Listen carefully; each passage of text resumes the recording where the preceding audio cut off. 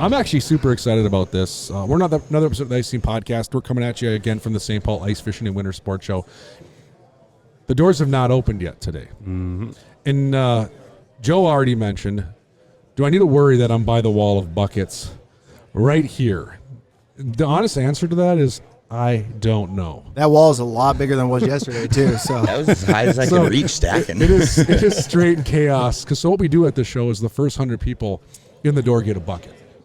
Or I should say to our booth. We got probably about 150 today because we want to be a little more aggressive on Sunday. It is crazy. But without further ado, dudes, I'm excited for this. We have 2 new gentlemen on our pro team. Not new to fishing or ice fishing, but newer to clam. Yeah. And Joe Martinez, Thane Melton. We got Utah. We got Montana. We've had some good conversations already this weekend, that some of which we can't talk about on air. Mm-hmm. We got to be nice. But we're going to get down and dirty with both these gentlemen. And before anything, congratulations, guys. Like, we're dealing with 2 individuals that represent our nation, our country in the sport of ice fishing, have silver medals on their walls from the most recent trip. And this year, without getting too long-winded, it's here. It's here. it's here. It's home. It's home base. It's in the USA. So let's get rocking. We actually had you guys on the podcast just briefly during Pro Day. We teased and everybody. we had to kick you out of the room because we wanted to keep talking to you guys because it is very new. Like, we're used to your typical, angler going fishing, whatever. And then when we hear even like the local tournaments like Matt does, that's one thing. And then we hear what you guys are doing overseas, and we're just like, wait, what? Yeah. Like, this is whole new next level stuff. Yeah. We did warn our audience that they would be back on. We did. So here we are. You're at the biggest ice fishing show in the world, I think. Correct? Oh, yeah. Matt? Yeah, I by would far. think so. So here we are. Is Team USA. this your first time at the show, both This of is you? my first time at any show out west. Really? We don't have ice shows. We don't. Yeah. This is a whole new world to us. So it's pretty overwhelming, actually. I mean, if you want to call 100 people showing up and talking about fishing a show, I've been to one. So here's the tough part about that. This is the biggest. This is the baddest, right? So, like, if you go to any other show, no knocking any other show. There's a lot of phenomenal shows out there, but this sets the bar, and it's like taking like when I took my dad real walleye fishing for the first time. I took him up to Sioux Narrows, Lake of the Woods in Canada. Well, that was his first impression of walleye fishing. You ruined it for him, I'm guessing. 100%. And I guess that's where I'm going with this, is like, you're going to go to other shows and be like, oh, this is super fun. There's a lot of people, but man, that St. Paul Ice Show, that was hopping. So thank you for coming out. I know it wasn't easy. 2-day drive. Yes. Yep. You drove out 2 days. Your trailers are parked to clam. Yep. You're fishing a derby here in Minnesota this next weekend. Yep. There's no rest for the wicked. Nope. We got a 5-hour drive today to get to the lake and start pre-fishing tomorrow. So That we do. You guys have been all around the world ice fishing. Mongolia last year, correct? Mongolia, Yes. yep. What did they have ice fishing shows or anything? Like, what do they do out there? Were you guys just like, here's a lake and we're going? Yeah, so the Mongolian Fishing Federation is the one that put it all together over there. And, yeah, we had a lake picked out over there. Yep. I don't believe there's many ice fishing shows out there. I mean, Well, I have we no walked idea. in, saw one of their tackle shops, and it's pretty. We cleaned it out. As big as this shack here. Really? We cleaned out their tackle No shop. way. Yep. They were coming to us and talking to us because they want the stuff that we have. They don't have anything like a clam or, any of that out there whatsoever. So they're coming up. They're looking at our indicators, like, where do you get these? It's a lot of pointing and nodding, not much of a language barrier there. Yeah. Wow. So, But real good sticks. yeah. These, I mean, I've learned from talking to both of you, talking to Myron, talking to all kinds of people, that the anglers, the ice fishing structure around the world, there's a lot of similarities, but there's a lot of different ways of doing it. And I've learned that some of these guys and gals that you have to compete against, like, this is 100% their life. This is what they do. They fish to eat. Yeah. In Mongolia, we're going out there. We asked them ice shows. No, they just fish. Yeah. That's what they do. That's how they were going out there to catch dinner on the lake that we were there at. We were given, all the fish we caught, which we caught thousands of fish. We were pre-fishing for 7 straight days before the tournament started, and we would catch fish, and they'd come out and pack up all of our fish and take them home to eat dinner. So What kind of fish are? We were catching roach and the biggest perch you've ever seen. I saw them on redfin social media. European perch. Yep. Yeah, That's 3-pounders. Yeah. 3-pounders. Yeah. And Brett got himself a giant on out there. on 1 pound line with a 4mm jig. It was pretty wild. Yeah. Is that all they would eat? No, they out there. Their main food courses actually is lamb, sheep, stuff like that. Horse, Goats, a lot of horse, a lot of horse. No, I'm talking about the fish. I was like, how big are these perch, man? Yeah, no, I thought you were asking about what they eat. I mean, the perch look like I was horses. like, well, no wonder the perch is 3 Yeah, pounds. Yeah, they're eating horses, dude. The perch, so, like, would No, they actually, eat what was crazy is the big perch out there. You think like our perch here, they just smash it, especially when they're hungry. It's a crappie bite. They'll uplift you, and it is the lightest bite. And honestly, you'd set the hook, start reeling, it's just kind of a dead weight. They didn't notice they were caught, it seemed like, until about 3 feet below the ice, and then it was on. And deep now water? they're tugging. 30 feet? Yeah, 30. 35 feet. Yeah. Depends on what you consider deep. They wouldn't eat a pinhead. We didn't shake any pinheads down there you because we got a jig selection that we're allowed to use and stuff like that over there. You can only use certain sizes in world competitions. Oh, so. really? I didn't know that. Yeah, a certain type of marmushka jig. Yep. Yeah. So it's just basically a tungsten jig. Yeah. There's 5 colors you use, and you can only go up to a 6 mil jig. In I these didn't tournaments. know So, that. yeah. They even the playing field. Oh, yeah. for you guys Oh, yeah. big. Yeah, that's Because what you're they- saying there's no mapping, there's nothing. You There's have to no- drill your own hole. So it Yeah, comes no down to like Vexlars, no no sonars. Yeah. no electronics, crazy. no power augers, no communication really other than talking to your angler. Yeah. Yep. They take it down to the bare minimum. Right And down so to just catching. You have to be able to catch fish. So the jigs, and I didn't know this. So, is there like an offering that they let you pick from, or how does it? So everyone has to use the same jigs. Well, no. How does that work? Like, There's what- Same style of jig. Yeah. We get them. We source them from all over the place. You actually have a hard time finding them in the United States. So we got them. I just picked up a bunch from Russia. Russia Yeah. makes good jigs. Ukraine makes good Yeah. jigs. So those guys over there have the jig selection that we use. You know, Okay, so there's some parameters they put into Yep. play, and that's what you. Okay, that makes sense. I didn't know that. Yeah, and they'll actually come guess. out and line. They got these little hook gauges. They'll come right out if they think you got too big a hook on. They'll make you pull your stuff up and size it real Really? quick and make sure you're the right size. Here I'm thinking like, oh man, they're coming to Michigan. Our boys are going to whoop them with Pinhead Pros. It's going to be on like Donkey Kong. And you can't even tie one on. Nope. Nope. so That's you're crazy. saying 1 pound line as well. If that, we Yeah. don't even Depends. measure. You don't even measure your line in poundage. It's you go by the size of the line. So Yep. we were fishing with like 097, 010 line. Is it like commercially made line? Like what? It's Nope. straight This is from more the- straight from overseas too. Really? Yeah, so I went out to Japan, stuff Lithuania like this that. last summer and stocked up on line for everybody and palm rods and jigs. You just can't buy the line here that they use. Getting an 054 ice line, good luck. You can't even see that. That is a hair. I don't think anybody I sells. just went over to Lithuania this summer to stock up on some ice fishing stuff. Casual trip. Yeah, just I used to just slid that one in there. Like, did I just hear that right? So like, you're gonna fish Pinehurst next week, right? Yep. sir. You're gonna fish at Clayton's Yep. panfish tournament, right? Are you gonna fish the same way? No. No. So you're gonna get your spoons. You're gonna. We'll do some normal fishing up there. Okay. Yeah, we'll be running our schoolie rods and spinning reels and You- inlines. Electric And augers. you think Pinheads. you're We'll get your pinhead out you're this more weekend. efficient catching them that way if you had to choose. Like I guess what I'm saying is, if you went to Mongolia again and they basically said gloves are off, fish whatever you want, would you still fish the way you fished, or would you implement some of these tactics you're going to use like at Pinehurst? I guess. So with Pinehurst, it's a combined weight of the total amount of fish. This year it's a 5 and 5, 5 Yeah, bluegill, yeah. 5 crappie.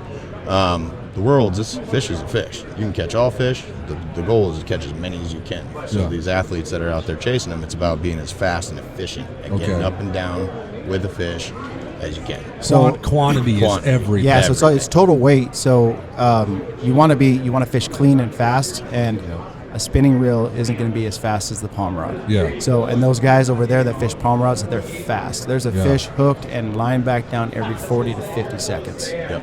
So If you don't get up and insane, down dude. in that amount of time, you're not even in the game. So Yeah. can somebody listening or watching this podcast, can they? Where can they go to see this in act? Like, there's got to be videos of you guys competing. So the Mongolian Where can the World Championship Facebook page, Mongolia. I'd have to look it up and see what it is. I can We'll find put some it, but- links down. Yeah, so they can go in. There's videos. There was live streams. All the countries did You their can own follow live Team USA's streams. ice fishing team on Facebook. Yeah, I too. do that. Yep. Yeah. But I'm just So- saying, like, I think people, like, I'm in tune in fishing. So is Drew. Like, this is a big part. And I'm still struggling sometimes to visualize what you guys go through. So, like, I just was thinking if our listeners are like, I want to see this. Like, if there's places they can go to watch there's plenty of that's pretty cool. There's videos of some of the USA anglers. I think there's one of Anthony, some of Nate on their Facebook pages practicing. So you can see how it's done on there. I mean, that's how I learned watching these guys, before I got. This is my first season being on the team. So we're, it was kind of new to us. But we did as much. There's not a lot of it, so we had to track it down and figure out how to do it. So going over there is really our first time doing it. Yeah, Anthony and Chad, I got to know them. They fished in the UPL a couple years back, and I remember they reached out to me. Hey, we'd like to jump into your league. And at first, I'm like, yeah, we got an opening, and some dude named Anthony messages me, sends an email. I don't recognize his email address. We got a spot, no problem. Yeah, we're in. I remember it was the easiest conversation I've had selling a spot in 23 years. It was like, you got a spot? Yeah, what do you need to know? Just, do you have a spot? We're in. I'm like, okay. Sends me the money, whatever. I'm listening. And then it was Juan Ariano. Juan reaches out and goes, you let Anthony Rodriguez into the UPL? I'm like, Chad and Anthony together? And then I thought to myself, I'm like, that's that Anthony. Because he had a weird email address like anyone else had. It wasn't like AnthonyStarStudUSA.com, right? It was like, so now I'm diving in. I'm like, it is Anthony Rodriguez. And I'm like, I bet you the Chad he's fishing with is Chad Schaub. And I look, I'm like, probably the best two anglers on our planet. Chad is like ranked in the top 10 in the world or something like that. He's insane. This is the craziest thing about them. Just to tell our public, toot your horn how good you guys are at fishing, is they live in Michigan. They're nowhere near. They are a day's drive away from most of the lakes we fished. And those boys darn near took Team of the Year. Like having no experience. And they're dealing with teams that are like, yeah, I fished Pokegama 20 times this winter already. And they're like, where is it? How do I get there? And watching them fish was pretty cool. And they brought some of their Team USA tactics to how they fish here. And yeah, like you mentioned, yeah, they were throwing down pinheads and they were doing that. I get it. But so humble. Like if you ask my oldest son, Jack, that was one of the first years he fished in the UPL. And to this day, he'll tell you how much Chad and Anthony slowed down during the tournament and said, dude, come here. Like, let me show you what you should be doing today. I noticed you're doing something. And it's like, this is during tournament. This is during competition hours. He's like, Jack even said, Anthony was like, come here. They're not right there. And they're 10 feet away. They're not right there. They're right here. Cuts a hole for him and said, that's the hole you want to fish out of. And Jack's like, Dad, the guy even landed some of my fish. This was during tournament hours. And like that day he goes home, he's like, the admiration was like through our chimney. Oh, yeah. But you just mentioned Anthony and Chad. It's like, yeah, those guys are like very well known. Different level. On that note, when we went out there, the biggest thing I learned with these guys on the team is how to break down a lake. We spent 7 days pre-fishing, and we can use electronics for the pre-fishing days. Sure. We can't go in the zone and do it, but with live scope, you can shoot under the zone. So breaking down a lake and mapping out a lake and putting together game plans with the best in the world. Literally, Chad was running the team.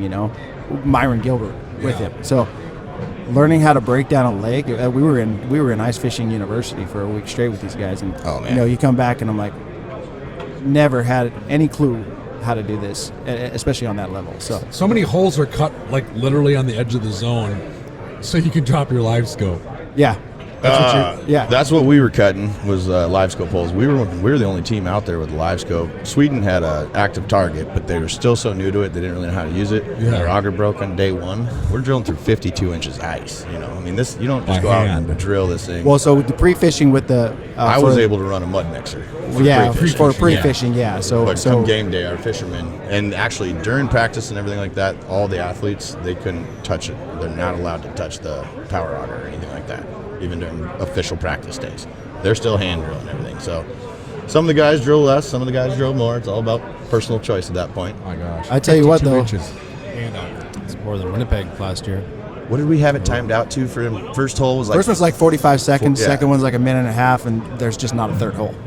Some guys didn't want to go for a third hole. Some of our anglers just cut 2 holes and fish the whole time. But, some of the bad zones, Kevin, my angler, he probably drilled 15 holes in that time trying to chase fish in some real bad... there were some real bad zones that they had to work for. And he had bad zone with his angler day one, and I had bad zone on day 2. And Oh boy, I felt bad for Nate. Yeah. He had a run at work. Is bad like you mean how many zones are there in a Not tournament? as fishy is what I mean. So you got 5 zones. So 5 zones, and you get assigned a zone You get for each day. picked in the morning. Okay. So you don't know what zone you have. So we mapped them all out. We had maps and all the spotters. I mean, We worked out. We had maps. So when they drew your name, Yep.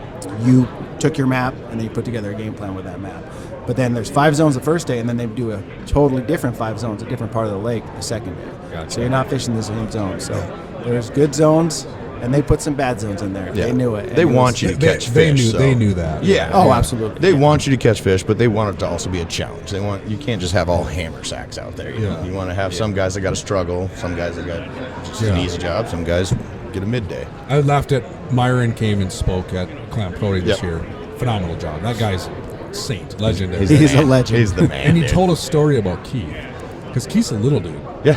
He's not. How tall is Keith? 5'3", maybe. Yeah, I never did ask him. And he was He's not saying- very Sorry, tall. Keith. He might be Yeah. 5'6". Yeah. I was gonna say I got 5'7". it. Keith's awesome, awesome guy. Yep. And Myron was talking about Keith trying to hand drill 52 inches of my ice God. at 5.5 foot tall. Yeah. And I'm just trying to visual. I think that's when you heard actually our pro staff go, oh, like everyone was like, stop. And then Keith's just like raising his hand, like, yep. Like, think about that. So, As tall as he is. I mean, he's starting to Him butt. and Chad are right there about even Yeah, with each so other, too. the funny thing is you grab the top of the auger and you grab the Yeah. handle. You grab the handle and You had to grab the hold the lower auger part bit. to start, and then Oh he'd my switch his God. hand over to the top. Once he got it when down could low reach it. enough, he could hold the That's, top of the that's handle. crazy. That's crazy. How do you? So you guys are from the States, obviously, out west. How did you get the ice fishing bug, and then end up in Mongolia fishing for Team USA? Like, how do you transition to that? Oh, it's been a long road for me. I think Thames is a little bit different route When than did you mine. guys start? I like when this. did you Let's guys peel start back ice the onion. fishing? Yeah. I'll let you go first. So I'll tell you straight. I've only fished for 5 years. This is my 5th season ice fishing. So Well done. I got that's the what I bug. said. I dropped one line and I was hooked, and I got pretty obsessed with it. So I can contest he's right. I got obsessed. So I saw 2 seasons ago, just because when all you do is look at ice fishing stuff, it all pops up on your feed. So I saw a picture of Chad and a couple of those guys cleaning bloodworms in Estonia. I'm like, what is this? What's going on here? And then I saw ice fishing world championships. I'm like, I'm going. So I followed along. I followed the tournament, tried to learn what they were doing, and I started trying to look into how to become part of the team. And they have open tryouts and stuff like that. And but the ice season last year for tryouts was so rough. They kept canceling. I started sending so many emails to everybody trying to figure out all this information, but they didn't have any dates for tryouts because ice was so bad. Yeah. They're all done out here in Michigan and Wisconsin, and so the ice was rough. So I sent probably 1,000 emails trying to get a hold of somebody that would listen to me and say, hey, I'm from the West. Where do I gotta go? What do I gotta do? I'm going. Just tell me where to go. to do that. So with it being in Mongolia and such a long travel and a lot of money, we have to pay for ourselves. They couldn't get that last spotter, and because of my persistence and my conversations with everybody, Mike McNett, I talked to him on the phone, I don't know, 100 times. Bunch of kind of interview things. He's like, all right, I can see you want to go. We need a spotter. Are you in? And I just said, yeah. So I kind of lucked out getting part of the team, but I took my opportunity and I went over there and hopefully prove myself. I'm coming back this year. So Absolutely. It's funny, yesterday Brett McComas from Target Walleye sat in that same seat, and we asked him kind of the same question, how he got going, and he was like, well, I just kept reaching out. I said I'd do anything. I'd clean the floors at the Linder Media, and little luck and some persistence, and here I am now. I have an office in the building. Yeah. It's like the same formula. yeah, for whatever you do. it's hard for us out in the West because we don't have all these shows. We don't have all these anglers that are just everywhere that we can talk to and try to figure this stuff out. So I had to put in a little bit of legwork to get a hold of the right people and make sure that I was known and that I wanted to do it. So they gave me the opportunity and I jumped, and it's been an amazing ride. So Well, good for you that you did. yeah, It's opened up some doors. I mean, you're right, dude. You're a very, very passionate, addicted ice angler. I've known that since the first time I met you, and why not? You know, why not pass that along? I mean, why not pass it along? And now you're not just doing it with Team USA. Like, you're doing stuff at retail stores. You're here at a sports show. Like, you're promoting, and you know that's awesome, man. That's awesome. Yeah. Thank you. Yeah, it's been fun. It's been a lot to take in less than a year's time. You know, I flew out to Mongolia last February. It hasn't even been a year, and here I am at the biggest ice show in the world, and I'm going to the Pinehurst fishing against Chad and Anthony. Like, and those are just a couple of the hammer sticks that are out there. Clayton in that one. Oh, yeah. He puts it on. I don't think he's going to fish it this year. Yeah, this is his tournament. Yeah, it's his tournament. One of the kings. He's been the one running. Two now. Yeah. Can he fish it? I think the numbers got up high enough to where he said he's not going to fish it. Yeah, So but a it's couple gonna weeks be a ago little he too was busy. talking about fishing it. So I want him out there. I love fishing against Clay Dog. I don't. No, he's a hammer. He's a hammer. He's a power stick. Him and Ryan. He's one of those Hell, they're guys. Clayton is, I think, as good as anyone I've ever met. Yeah. I mean, and I put him up with the Chads and the Anthonys. Like, Yep. I've always 100%. believed in unsung heroes. That's just one of my things for years, and he's dangerously good ice angler. Clayton Kettering is very good. Yeah. That's awesome. So let's talk Utah for a minute. okay. So we know your story, obviously, the Team USA stuff. Ice fishing in Utah. So I'm guessing a vast majority of our listeners can't fathom that that's even a thing, right? Maybe touch a little bit on ice fishing in Utah and what opportunities are out there. How long ago did I message you and tell you that we're fishing in Utah already? It was like October, wasn't it? It was November 1st. Yeah, it was close. Yeah, close. November 1st, I was on the ice. So, so I think I may have been one of the first in the nation to get on ice. I think you're probably That right. was my goal, to be the first one. I don't know. There's probably some people out there that got, up there. But we have high elevation, and it gets cold out there. So, 10,000 feet, which you guys wouldn't be able to breathe. Yeah. But 10,000 feet, we can go up there and fish pretty early in the season and get some good ice and go fishing. So Trout fishing. Trout fishing, yeah. Which A lot of trout. there's a lot of trout. We have some panfish, but I mean we're super trout heavy. But yeah, so ice fishing's big out there. It's not as big as out here, but it's growing out there, and I think that's why when I told you I want to be on the clam team and showed you what we're doing out there, Like, there's opportunity. Yes, absolutely. Yeah. So, but yeah, we fish. I mean, there's a lot of good anglers out there. There's not the tournaments and stuff like you guys have out here, but it's growing. So I've gotten to know some guys on the Utah DNI. Kent Sorensen's one of them. Kent does some stuff with us at Clam. And I know that there's a big effort to make fishing better and better and better out in that region of our country. And I've heard things about, like, really big bluegills. yeah, Like We were just talking about that this morning. Legit big. I just big showed ones. him the state record this last season, 2.8 pound bluegill. Yeah. So there's some big fish. And I'm hearing things, and I know our owner, Dave Osborne, was out that direction, unrelevant to fishing, but happened to pass through a town in Utah. And I don't remember exactly where, you probably know, but there was an ice fishing contest going on. And he said it was fairly substantial. And I think he was talking Nevada somewhere. Was it Nevada or Yeah, Utah? I think it was I Nevada. thought for some reason that was Utah. Either way, but he's driving through and he's just like, well, here's the owner of one of the most prestigious ice fishing brands ever to hit the planet, right? Yeah, and he's kidding. going through town with his wife on a vacation trip, and he's just like, and I'm sure she's like, we can't even get away from ice in the middle of the wild. And he's Poor like, gal. it was this huge ice fishing event going on. The town shut down. He said it was going on. It was a big deal. And he's just like, and then of course someone caught wind of who he was. Like, oh, you and Clam? We need to be a part of this, because I remember he came back and he's telling us you guys got to be a part of this huge ice fishing tournament going on. And I thought right away of Nate Zielinski. Yeah, And he goes, no, it's not one of Nate's. It's community driven.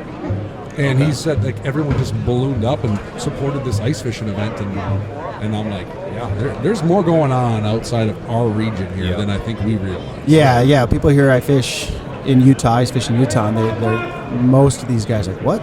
Really? Yeah. But yeah, we get a lot of ice, and our season lasts a long time. So even last year when you guys were struggling with ice out here, which it was a shame to see that, but we were fishing out there, and we were fishing for a long time. So we have some great fisheries. Obviously it's trout heavy. Not everybody likes catching trout, but to me, ice fishing is ice fishing. It's fun. So if somebody wants to ice fish in Utah, let's say that they're like, hey, I'd be entertained that. Like, what do they do? Where do they fly into? What can they expect? Like, obviously we talked, it's probably going to be targeting trout. Yeah. I mean, we have a lot of perch too, so you can go catch your panfish. We got crappie. So if you fly into Salt Lake, a lot of our lakes are within 2 hours of the Salt Lake Valley. So Everybody goes in to go skiing in Utah. Salt Lake, you drive 30 minutes to Park City, which is one of the best ski resorts in the world. So you go out there, you go skiing, and 20, 30-minute drive, you're on good ice and fishing for some good fish. We have, from my house, about an hour and a half, we have a couple blue ribbon fisheries that, you go out there and catch some, 25, 30-inch cutthroat and rainbows. That would be awesome. And Those are giants. Yeah. So then, I was sending Thane pictures, the high elevation lakes that we would go after those tiger trout. Tiger trout to me are the prettiest fish. Oh, you sent me a picture. Yeah, I sent you a picture one. Yeah. So, Yeah. but yeah, I mean, there's a lot of water in Utah all around Salt Lake Valley, and most of it freezes. So, we get 20, 30 inches on our big lakes, so we get good ice. I wonder if Gens has fished Utah. I know when we talked a handful of years ago, one of his goals was to fish in every lake or state that he felt has like ice fishing. You know, not like for like a week, but like a state that has. In Utah, I know he had not fished, and I'm looking at him right over there. I'm wondering if he's checked it off his bucket I list talked to or him. not. He fished in Pelican Lake in Utah. So he did. Real close to the Wyoming border. So he barely stepped foot in. And I think he did that by design. Like he wanted to be able to say. He tried to do that all in like 1 year. Yeah. I thought. Yeah. And wasn't Utah like a was the lifetime one thing. he was We're doing it nervous all in about. 1 year. Yeah. He's a madman. That's insane. Yeah. That'd be fun. I'll tell you what, that's one of the wildest things about this is last year I was meeting these guys, and this year I'm over there talking fishing with Dave Gens. That's just, it's insane. Yeah. It's been such a wild ride. It's amazing to be out here. He's legendary. It's funny that I think Brett said the same thing yesterday. We're sitting here talking, and Brett's just like, I'm sitting 20 yards away from Dave Gens. Yeah. What the? Like, just like. Yeah. And then Jason Mitchell standing back there. Yeah, then you got Jason Mitchell on the other side. Just walking right It's next like- to you. Yeah. So that's awesome. Well, I don't know. Utah sounds kind of fun. Yeah. So basically, you got in with just a lot of persistence online, social media, everything, emailing people, and having the passion for ice fishing. Yeah, I think, I don't did, need to be I did in a the- little bit different, Yeah. but I think the passion, which anybody that has met me can tell that I'm just totally obsessed with this. I mean, I drove 20 hours to be out here. Yeah. So it's, I think the passion, and I mean, I can fish. That helps a little bit, but not like these guys, but I'll get there. Yeah. But, Are you better than Thane? No. I'll admit that. I don't know. We're going to find out this is We trying were to go a little bit. We were both the help over in Mongolia. Yeah, we weren't the athletes, so Yeah. I don't know. We haven't gone against each other. We're gonna find out this weekend. It's we're gonna find out this weekend. So again, a new style fishing for me. I've never chased a mixed bag of crappie and bluegill, and It's fun. walking around here, listening to you talk, listen to Mike Ryman gets going, and he doesn't realize I'm paying attention, and I'm taking in everything I can, and hopefully I can utilize it all this. Because Mike's fishing next week in the tournament. Yep. Yeah. He's another stick. He's good. Pinheads. Yeah. Oh, yeah. So it was funny. We did the Ice Team Junior Pro panel yesterday. We had 10 or 12 kids up there, all different ages, different walks of life, right? Some from different states. And one of the questions the audience asked is like, what's your favorite lure? Like, what's your favorite bait? Like, what do you tie on first? And I'm like, oh, this would be kind of fun. And I looked at the kids. I'm like, it doesn't need to be clam. Be honest. What do you like to fish? What do you want to tie on first? Go have fun. And they passed the mic down, and it was like, pinhead. I'm like, okay. They hand the mic to the next kid. The kid's like, pinhead. Next mic, the kid goes, what they said. And then somebody else was like, tungsten. And then the crowd was like, oh. And then the next kid, pinhead. It's been a popular lure. There's no doubt about it. It catches. A pinhead and a drop kick is like no joke. That's kind of all Drop you kick need. is nasty. Yeah. Because you can get that horizontal shake from the drop kick, and then if you want to get down to it fast, you have that up and down motion of the pinhead. Yep. And it's like they're going to bite one one of those two guys. Absolutely. Honestly. Most You got your tournament guys finesse and your here. hammer. Yeah, Oh, and, yeah. well, the pinhead's a finesse bait too, because you're actually shaking that treble hook Yep. more than you are actually moving the spoon itself. Like the treble hook is so important. Yeah. Like I've seen so many underwater clips where the fish, he's kind of drawn into the spoon itself, but he's just sampling that treble hook. Yep. Treble and that little flapper. Yeah, changing colors of the treble hook can make a difference. I mean, I'm fishing the treble hook as much as I am the spoon itself. Yep. Yeah. So You're spot on there. That's a good bait. And I'm taking notes. Yeah, I think most tournament Yeah. anglers here, you could get by with it's a size 12. We're talking hook size. Most people, I think, comprehend that. Millimeters throws a lot of people off. It does. Everyone here gets millimeters, but size 12, which is like a 3 mil. Yep. 3-4 mil. It depends on your brand. A size 8. So you got your finesse hook, you got your aggressive hook, and then a spoon. Yep. I would say if you ask anybody fishing UPL, MN Made, NAFC back in the day, that's in their arsenal and their bag of tricks for 98% of what they need to target that day for our fish. Yep. Now, Worlds, you wouldn't be caught dead with the size 8 hook, let alone from here, and you can't even use one. They said we were using huge hooks this year because they're normally used to working millimeters, 2 mils and stuff like that. 1 mils, 2 mils, 2.5 mils and stuff like that. This year we were rocking the 5. We all started out fishing 3s and 4s. We were also told the roach were going to be as big as my thumb. Yeah. They ended up being a half pound to 3/4 pounder. So Yeah. we upped the line, upped the jig, went as big as we could go, and it turned out really well. Yeah, 2 and 3 mil for the tournament scene here is like almost nodding. Like I need that one kicker bluegill. I found a finicky school. I might go down to that. Yeah. But I would say most of the time they don't even touch stuff that small in any tournament. The bluegills are the Yeah. ones. If you For can sure. find the crappies, they're typically just choke it. pretty They're eager. they're hungry. Yeah, They swim it's with their about mouths open. efficiency. Like I don't fish tournaments, but I watch a lot of these things, and efficiency is key. Yeah. And that's why the pinhead is money. And you're forward-facing sonar, like you're trying to catch one fish, like you got to intercept them, get down there fast. Yep. You don't need bait. Just bomb that thing through the slush and get down there ASAP. Pick them off. So how does it change your strategy going from like fishing in Worlds to fishing in Pinehurst, where you can use forward-facing sonar, you can use power augers? Like do you find yourself more efficient, or do you find yourself doing more? Do you get what I'm saying with it? Like, Yeah, it's I very understand what you're simplistic in Worlds. You cut your hole and you focus. And you fish. For sure. I think sometimes you add all these tools into the equation, and sometimes I think it's counterproductive. It can be, because you'll get distracted by That's other what you're things. You'll focused start on, looking yeah. at stuff you shouldn't be doing. Yeah. It kind of distracts you away from what the original game plan is and the simplicity of just fishing in itself. It gets I mean, a I little don't know. wild sometimes. I see some guys in the tournament scene, like in the UPL, they just put it away. They go, I did my work pre-fishing. I don't want to. If I have to rely on forward-facing sonar tournament day, I'm probably in a little bit of a pinch right now. Yep. That's what a lot of guys usually tell me. They're like, I don't want to use that tournament day. I want to know. I want to have done my homework. And yeah, I might use it to be like, all right, the school's still here, or they're there. Yep. But the guys that seem to be relying on forward-facing sonar tournament day, those are the guys that are kind of spinning out. They're struggling because they're like, man, my fish are moving. I got to stay on them. Well, you might be fishing in the weeds too, where it doesn't help you. And Yeah, you you have don't- to fish in the weeds in some tournaments. Yeah, oh yeah. It's just like bass fishing. Like if I go to Thousand Islands for a smallmouth tournament, yes, I'm gonna be staring at my forward-facing sonar. Right. But like you put me on Lake Okeechobee or something, I'm probably. And you can use forward-facing sonar there, but like you better have your flipping stick because you're in the weeds. Yep. You know. For sure. Bring your aqua view. Yeah. All right, Thane, your turn.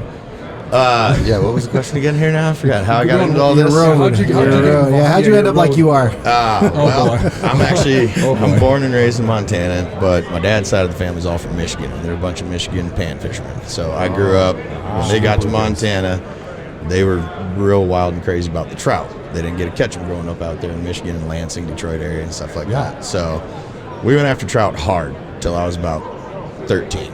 And by that time, I was so sick of catching trout. I just wanted to catch a perch or something that would taste better. So we got phenomenal perch fishing out there in Montana. Started doing, bar derbies, stuff like that. We got a lot of that out in Montana, all over Montana. Which side of Montana are you from? Because Montana's huge. I'm from the west side. So you're in the mountains. Yep. Gotcha. I'm right up next to Glacier National Park. I live about 20 minutes from the park. Wow. You know where Flathead Lake is? Oh, yeah. I'm right on the north end of Flathead Lake. I was born and raised right there out of Big Fork. So Yeah. Live right there. That's where I still live, run my business over there and everything. Yeah. Phenomenal fishing there in the valley. We got Flathead Lake, full of Lakers. Well, Flathead's got about everything you can think of in it right now. Big walleyes. Aside from walleye, Yeah. they don't allow them on my side of the Yeah. state. They actually get really, really mad when they find one over there. Yeah. But So, they're but- huge. Yeah, that lake's huge. That lake's huge. And then the Mike- east side of the state's Mike all Howe walleye. guided that lake, right? Yep. Okay. Yep. He ran able charters and house fishing and everything out there for a long time. So, yep, he had his fleet out there going around. In fact, they're still there. He sold to another guy out of Helena that's running it all still. Can't remember off the top of my head what the name of that is. Anyway, yeah. So Mike Howe, he was one that is a big instrumental part of me coming up in the fishing world too. Because back in 2006, they started an actual tournament out there, kind of like your UPL. It's called the Perch Salt. So I started fishing that in 2008 is when I jumped on the board. And yeah, I mean, I always loved derby fishing, chased them all around the state. Actually, you know, when I was a young kid, fresh out of high school and poor and couldn't make any money, $10 fishing derby, I know I can catch a bigger pike than these guys. Let's go catch one. I made pretty good money off the derbies around town. That's awesome. So chasing them around the state. And then, yeah, once the Perch Salt came around, I got addicted to that tournament style, team event. Just absolutely loved it. Meeting the guys, the camaraderie you have with everybody that does these events. And did that for about another 15 years, real hard. You know, every year you just look forward to the next event and stuff. And finally made the jump when I saw the NIFC. It hit West Yellowstone and Hebden. I went down and started doing that. And that just led me out here. So I've been chasing. I did the NFC all the way up to that one shut down.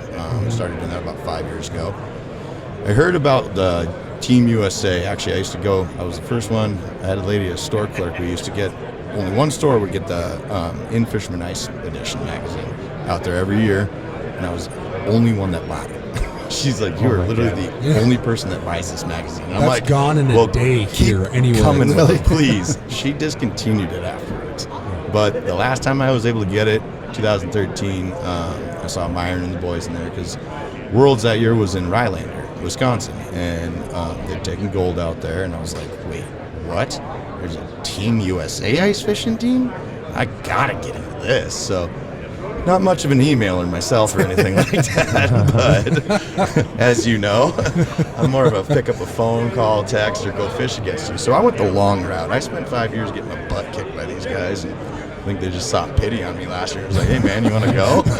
Yeah, I'd like to go. I'll carry your buckets and stuff. Like, let's go. Yeah. But yeah, so I've been fishing against Chad and Anthony and them, the other guys, you know, Clayton and Hilla, and all the Power Sticks. Yeah, just started out that way, doing it that way. You're like the Seth Fighter of Montana fishing. Because like Fighter, when he was younger, you guys know who Seth is. He fishes BASS, Elite Series Pro from Minnesota, Hammer. That's what he did. Like, he didn't have much money, but he would fish all these small derbies, throw his 20, 30, 50 bucks in the hat, and he was so good. He was taking everybody else's $500 on a random Tuesday night and made substantial money doing it. But then built his name up, and he's arguably one of the top 50 best bass anglers on our planet. Yep. And there was a time where, he's like, I'm going to jump into Tuesday Nighter. It's $30. There's 15 boats. First place takes $450.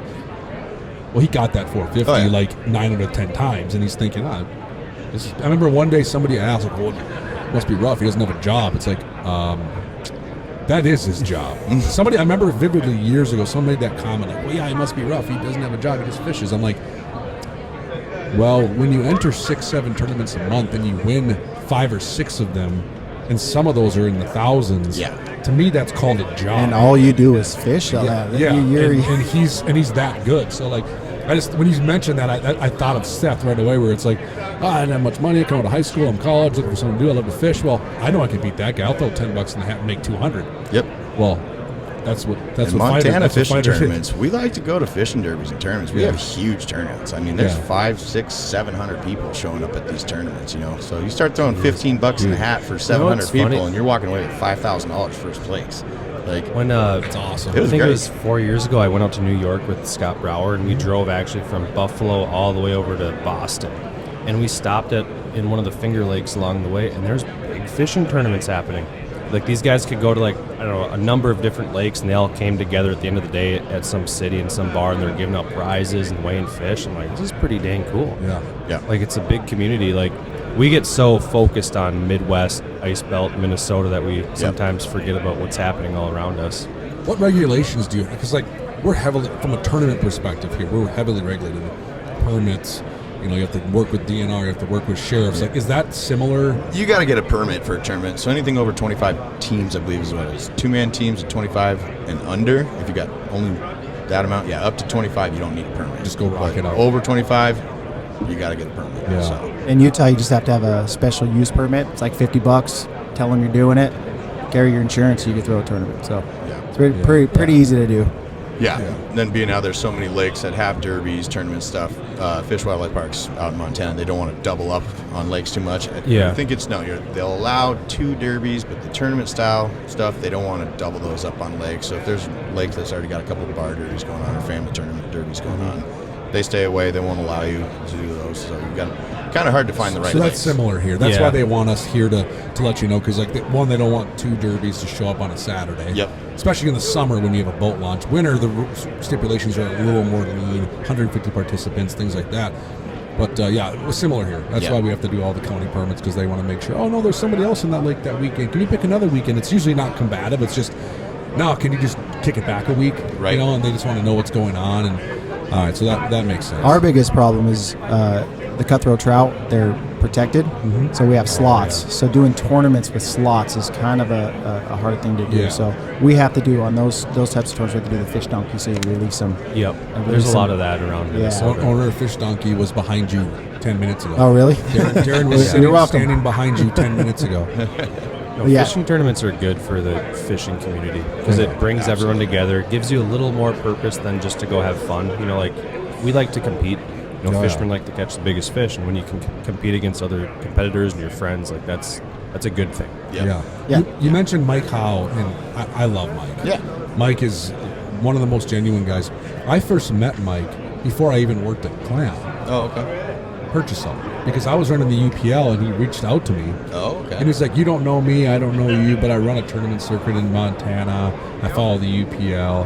And him and I actually would bounce ideas off of each other. I think we talked years before we met. Okay. And when I finally got to meet Mike, I'm like, this guy is a gem. And he is a fish head. He is hardcore. And then when I got the job here, and we're like, we need to diversify and get some people out west. I'm like, oh, dude, I know exactly the Pied Piper of fishing in Montana. His name is Mike Howe. And everyone I ask, I'm like, you know, Mike, I know Mike Howe. Yeah. Well, like Chancey. Like, you mentioned Chancey. You know, he's right. I still haven't seen him. By the way. Oh, he was. I know he's here. I don't know if he's coming back. Heck of a down good today. dude. And him and Mike would work a lot on projects together. But the Purchase Salt, I mean, this is a hardcore 2-person team. Yep. I mean, it's not like a derby. Oh, you stay in this area. There's your pre-drilled hole. No. It's a Lake's legit. open, It's Lake's a live. legit. And these guys go hard. They're hammers. There's They go absolute hard. perch pounding hammer fishermen out there. Yeah. I mean, that perch salt's been going for, my God, I think they're in like 19th year now. Yeah. 18, 19, yeah, it started in 06, so 18th year, this will be the 18th season they do it. Yeah. It's always fun. Yeah. It's never empty. He's actually limited it down now, cut it back to just 50 teams. Yeah. So, because it just, Chancey's running it by himself now, so Yeah. that's a lot for Mike's one a dude. wandering nomad now. Every time I talk to him, I'm like, where do you live now? Oh, he was in North Dakota one time. Then he went to someplace in northern Minnesota. Then I think he went back to Montana. Then now I think he's in Canada. He's in Saskatchewan Pretty somewhere. sure now he's Living off grid up there. Saskatchewan. He's up there in the Northern He Territory. checks in on Facebook every 7 days or so. I love him. I When the love satellites come back around and connect. He was in town. It was a couple of years back. It might have actually been. No, it wasn't here. It was during the middle of the winter. He was in town for NAFC because he used to run the NAFC for a couple of years. Yep. And he was in town for that, and he's just like, hey, I got like 2 days to kill. What are you doing? I'm like, we're going to go fishing. We had not fished together at that point. And we went to a little lake in the metro, and it was just so fun to just like fish with him and pick each other's brains and this and that, because he's been all over doing the fishing thing. Oh, yeah. You know, he's guided his entire adult life. You know, like fishing is who he is, right? And I hate saying that because I think we're all more than fishing, but you get what I mean. Like, to some degree, that's who we all are. Yeah. Like, fishing's our identity. Like, you go to the family cabin and your neighbors are like, Drew, they want to talk fishing.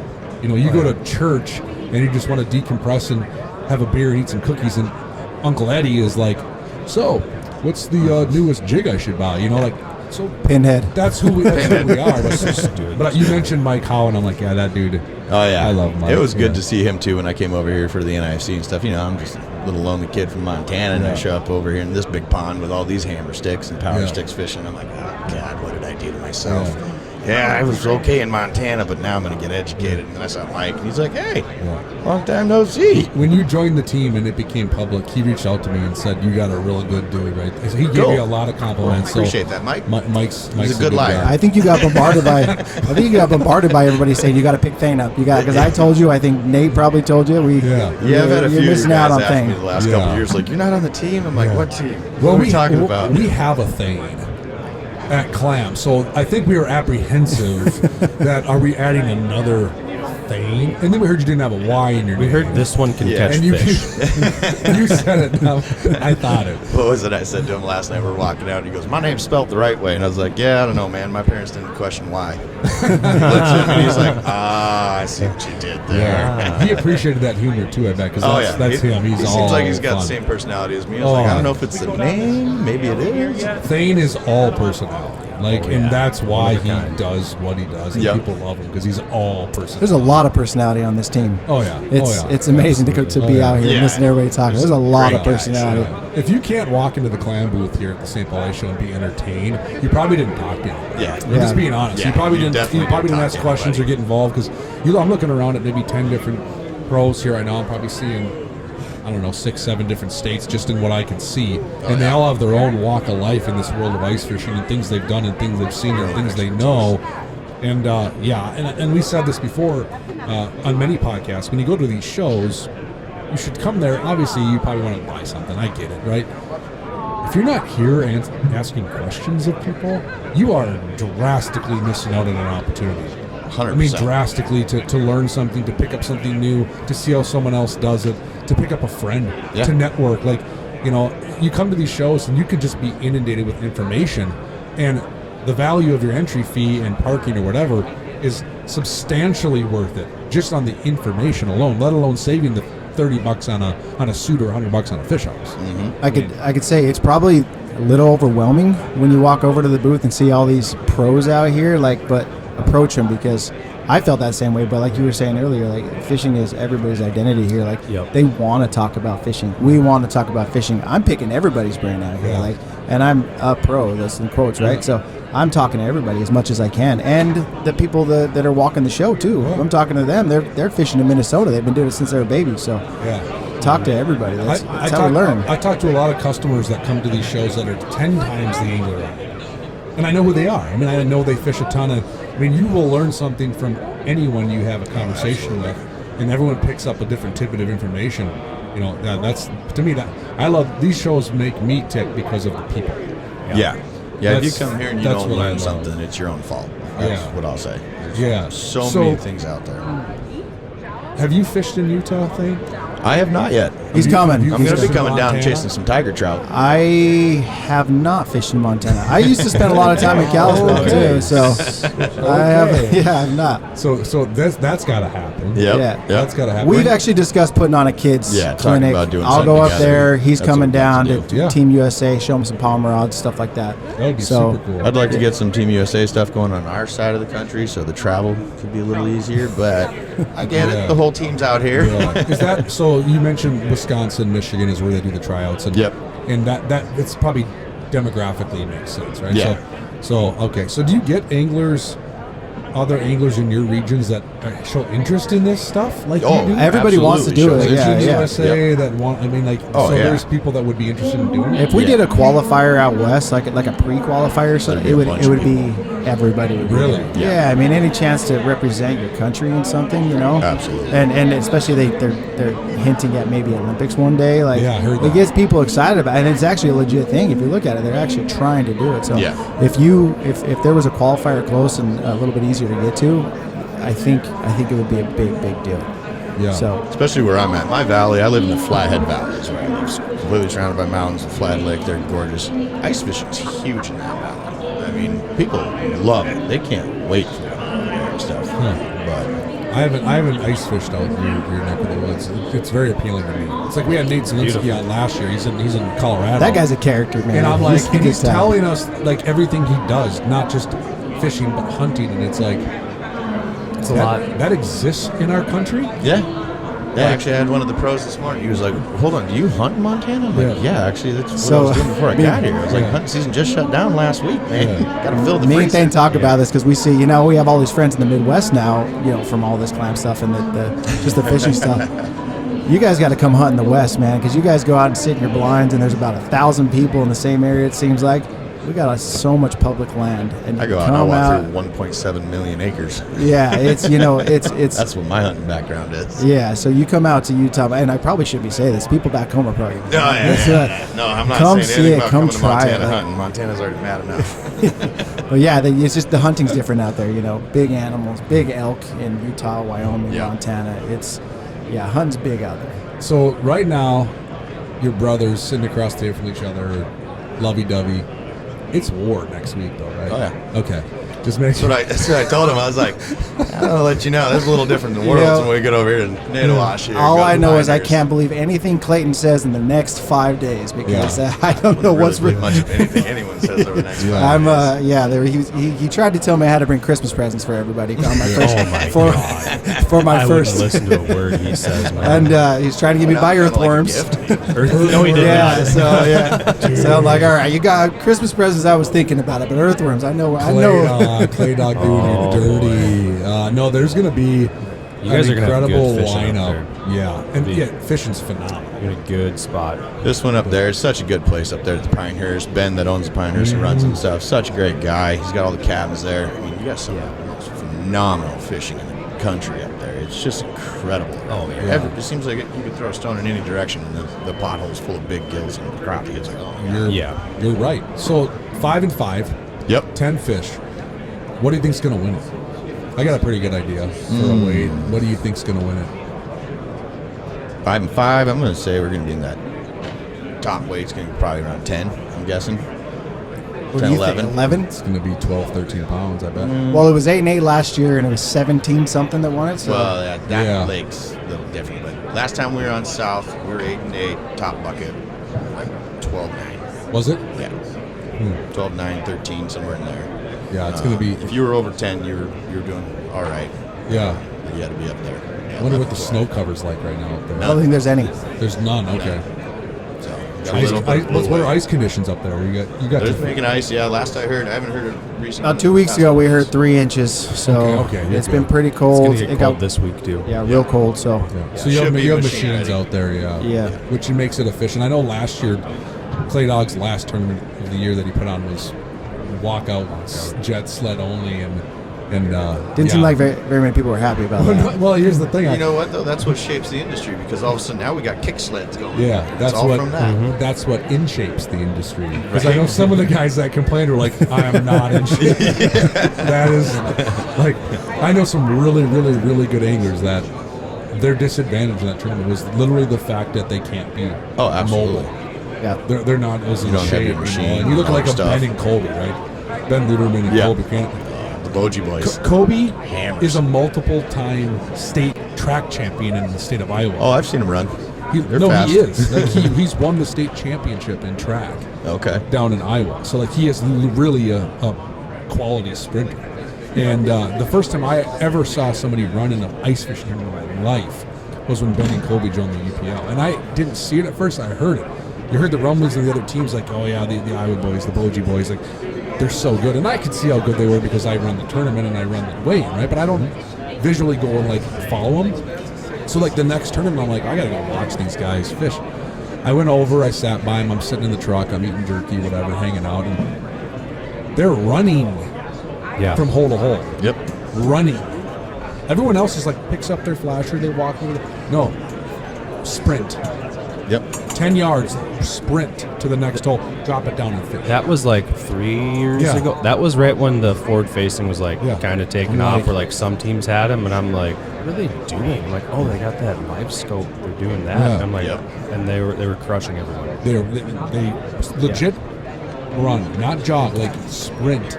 And the other teams did not anticipate that, expect it, or even know how to react. They're like, they're like sprinting past another team to a hole. It's the most efficient way to get to that crappie, right? Like you have to. I'm like, this is a whole new level of tournament fishing. Oh, yeah. Like everyone combats fish a small area. That's been going on for decades, right?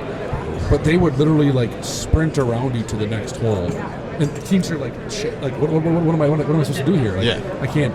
It's so intimidating. You know, it's good because you want to watch that. Yeah. You can get spectators for stuff like that. Oh my You know what I mean? Like out in Mongolia, the way it's fished in the World Championships, that people are running, they're fighting for heavy. holes. They do a sound off gun at the beginning, and everybody's jumping for their foot hole. race. So it's spectator friendly. You know, you want to see stuff like that. Like make it a sport. It is a sport. Yeah. It's everybody kind of got I used to. remember that tournament. It was on green, right? yeah. And it was cold and windy, and that lake's just big, flat, no no cover, nothing. And Huge at the end of bands. the end of the tournament at weigh-in, those guys came up and they're just covered in ice and sweat. They're and frostbit. their whole suits are Really? wet and frozen. I'm like, oh my god, you guys look like you just hiked to the North Pole, like literally. I looked at Ben and It Kobe's was wild. face, and I'm like, They dude, broke they're like they're 3 yeah, we're augers. frostbit. Everything was Didn't even care. broken. Remember that? Yeah, That's brutal. That was wild. that's right. It was like 20 below. Dude, it was nasty. And they were on quads. They didn't have their tricked out snowmobiles like they have now. They were on quads, and they're sitting there. And these guys are all competition. But the funny thing about them, if you sit and talk to them, they'll give you the keys to the kingdom. Yeah. They'll tell you everything. They're so competitive, but they're also like so genuine and nice. Yep. Like they'll sit there and be like, "This is exactly what we did. Here's how we caught him." Like, but I think they do that because they want to know. So I was just going to say that. So I've learned this, that like I was talking to Mike the other day. He goes, I'll tell you what it is. Come beat me.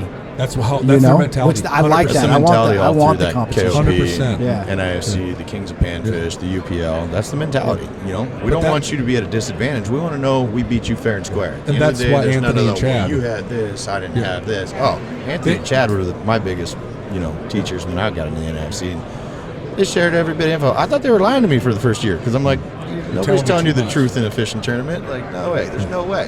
And that's why I know that's why they came out to the UPL. They'd never fished it. They wanted to try it, see how we do. Yeah. They heard rumors about the Catarines and the Ludermans and all Yeah. this, and they're like, "Oh, I could come out there and do it." And it astounds me that they did as well as they did. As no ability, no knock on ability. It's just like you're going literally into somebody else's backyard, Yep. states away. And I don't care how good you are, you're probably at a disadvantage, right? They proved a lot of people wrong. But that day on green, them boys got their quads, Ben and Kobe. They're just a Mach 60. I mean, it's legit cold. Ruddy, ice, like it was nasty And, too. and they knew Yeah. right where they had to go to win this tournament, and they ripped all the way out there. I remember being like, they're psycho. Like, one, it's dangerous the way they're driving, right? Like, and they know what they're doing, and two, it's that cold, whatever. But they come back like 10 minutes later. We're sitting there, and they come flying back Mach 60 back to the whip to take off. And I'm sitting there going like, what are they doing? And they're like, did you see any augers on the ice? Oh, no. and we're like, we literally haven't left. We haven't moved. You just left. They're like, man, we lost both augers. He's like, Ben's like, Kobe or whatever. One of them lost the entire thing, and all he's got is the bit. The drill fell off, so all they have right now is a bit, and it's the start of a tournament. And they were flight 1. So they could got into this. I'm just like, I don't know. I'm like, that's the tournament director. I'm like, you're not borrowing mine. Yeah. You got to figure it out. Like, I'm sorry, you can't. And they did. They figured it out from another person. Like, Rates was there who Mike- wasn't fishing. Correct. So Rates is like, well, you guys can use mine. Just, bring it back at the end of the day. They bring it back at the end of the day, broken. so on their way back out, Rates' auger flopped off and they drove over it. Yep. That's But the one I see. luckily, our camera guy Dobbins found their drill and their other auger. Came back to us and was like, I found a full auger and it's Ben and Kobe's. They're like, really? And he's like, well, I think I know where they are right now. He brings it back to them. Oh, Yeah, that's awesome. And the dudes, did they win it? No, I they think did that was the pretty year. good. Yeah, They did well. They topped 3. Yeah. Yeah, if you can top 3 in the UPL. Top 3. bags on Yeah, that day. yeah. But I remember they came back. I'm like, boys, you're frostbite. You guys are crazy. Legit. We're frostbite. I remember yeah. seeing Carp that day when the Carp was trying to catch bluegills like up on a flat and it wasn't working out. And they were completely defeated. Yeah. He came in and had lunch with us. Joined us for lunch at Zorba's. He's like, screw it, I'm done. Yeah. I think -20 will do that too. We had one of the Oh, my Carp. God. Awesome, dudes could stick, and it was one of those days. I think, was he fishing with his daughter? Yeah. Meadow was like, I think his auger broke too. I think yeah, that day. sophomore in high school, young gal, loves to fish, but like, dad probably coaxed her into joining the league, and 20 below. And he's just like, yeah. All of a sudden, we're eating pizza on Zorba's at noon, waiting for the 2:00 weigh-in, and we got a team in the tournament eating with us, Eating with hanging you, out, hanging having out. good conversation. Like, Yeah, that'd be we're my good. daughter if I We're brought like, her. we're good.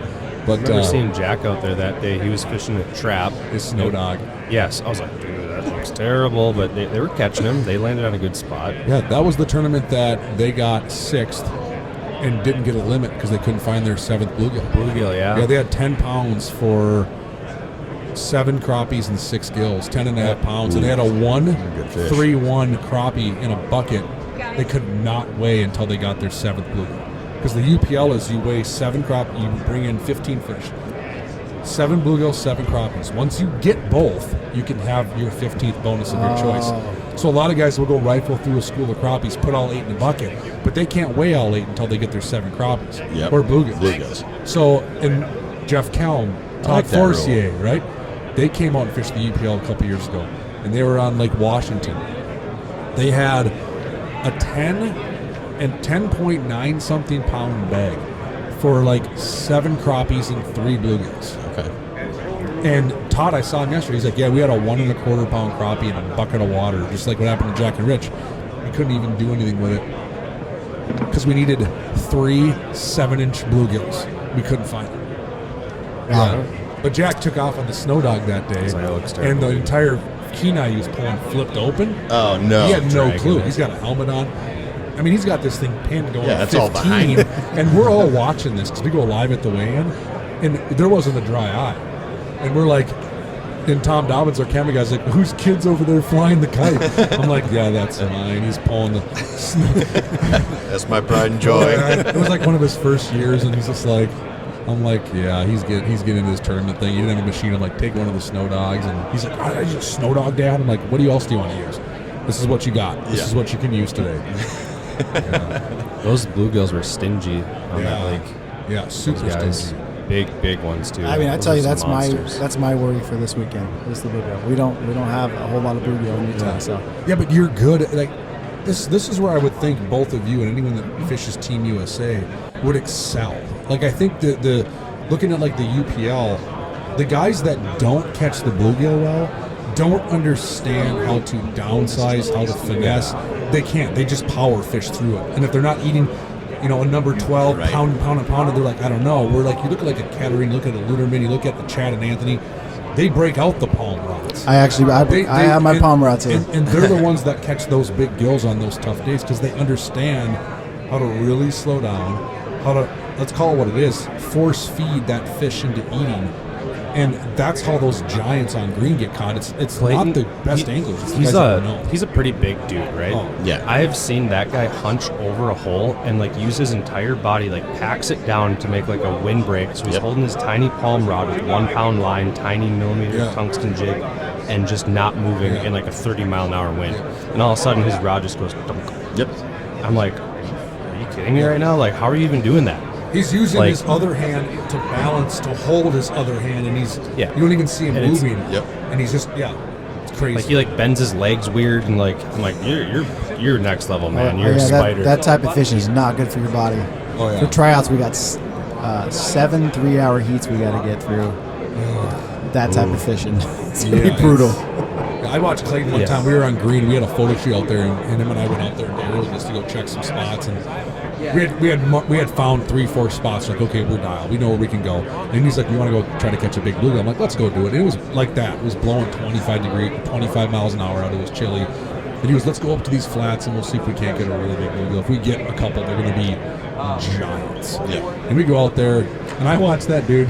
He's so in tune with every nuance that changes in his cadence that he was setting hooks because of the wind.